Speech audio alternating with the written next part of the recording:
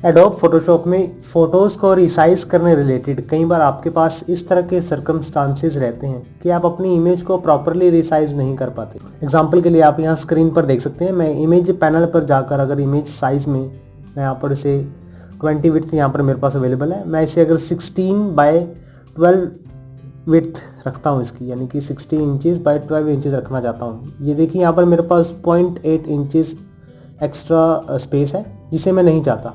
तो आज इस वीडियो में हम ये देखेंगे कि हम किस तरह से एक इमेज को प्रॉपरली रिसाइज कर सकते हैं, उसे एक परफेक्ट रेशियो में। यानी कि अगर मैं इसकी रेशियो को 16/12 चाहता हूँ तो मैं इसे किस तरह से कर सकता हूँ। ऐसा करने के लिए आप इस बटन को अगर आप ऑफ करें तब तो आप डायरेक्टली एक इमेज को 12 इंचेस में कन्वर्ट कर सकते हैं, लेकिन ऐसा करने पर आपकी इमेजेस की क्वालिटी और उसकी हाइट या विड्थ पर इफेक्ट पड़ता है। मैं इसको ज़्यादा करके आपको इस पर इफेक्ट दिखा देता हूँ। अगर मैं इसे 30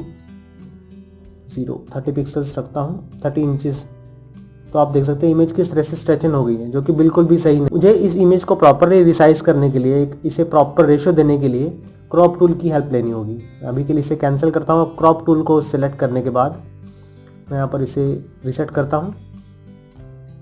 रिसेट टूल रिसेट करने से आपके जितने भी रेशियो का जो डिवाइडेशन होगा तो वो इंडिपेंडेंटली उसमें कन्वर्ट हो जाएगी, रिसेट हो जाएगी, जिसे आप इंडिपेंडेंटली चेंज कर सकते हैं। अभी के लिए इसे रिसाइज कर लेता हूँ, चेंज कर लेता हूँ।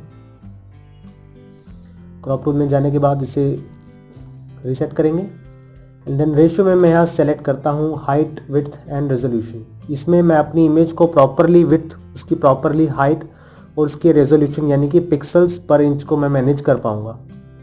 तो मैं यहाँ पे 16 इंचेस की मैं इसकी विड्थ रखना चाहता हूँ एंड जो हाइट रहेगी, इस टैब से इस टैब में जाने के लिए अपने कीबोर्ड पर टैब की को प्रेस करूँगा।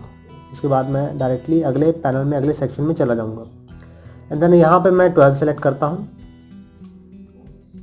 एंड देन इसके बाद आती है रेजोल्यूशन की बारी। प्रेस टैब एंड अपने रेजोल्यूशन को मैं 300 पिक्सल्स पर इंच रखता हूँ।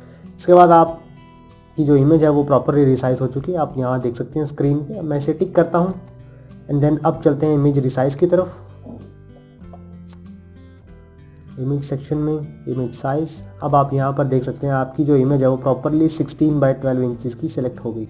अपनी इमेज को और भी अच्छे से क्रॉप करने के लिए आपको क्रॉप टूल का यूज़ करना चाहिए, इमेज साइज के टूल को यूज़ करने के अलावा। इमेज साइज से आप उस इमेज की साइज पर इफेक्ट डाल सकते हैं, लेकिन जो उसकी हाइट विड्थ रहेगी वो क्रॉप टूल से ही मैनेज होगी। इसके बाद मैं यहाँ पर देखूंगा कि अगर फोटोशॉप में मैं अपना खुद का एक प्रीसेट बनाना चाहता हूँ, एक अपनी खुद की रेशियो देना चाहता हूँ, तो मैं वो कैसे दे सकता हूँ। क्लिक करने के बाद मुझे उसकी हाइट, विड्थ और पिक्सल्स को डिफाइन करना होगा। मैं यहाँ पर 16/12 बाय 300 पिक्सल्स पर इंच रखता हूँ। ओके करने के बाद आप देख सकते हैं कि यहाँ मेरे पास एक नया प्रीसेट जनरेट हो चुका है।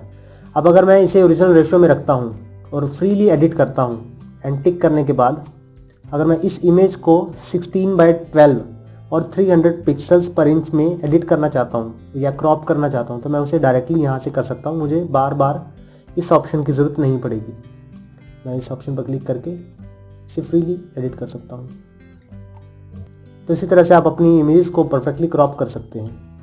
आगे की वीडियो में हम देखेंगे कि हम किस तरह से अपने कैनवस साइज़ को इंक्रीज़ कर सकते हैं, यानी कि जिस वर्कस्पेस में हम काम कर रहे हैं हम अगर उस वर्कस्पेस को ही बढ़ाना चाहते हैं तो किस तरह से बढ़ा सकते हैं, इसके बारे में अगली वीडियो में देखेंगे।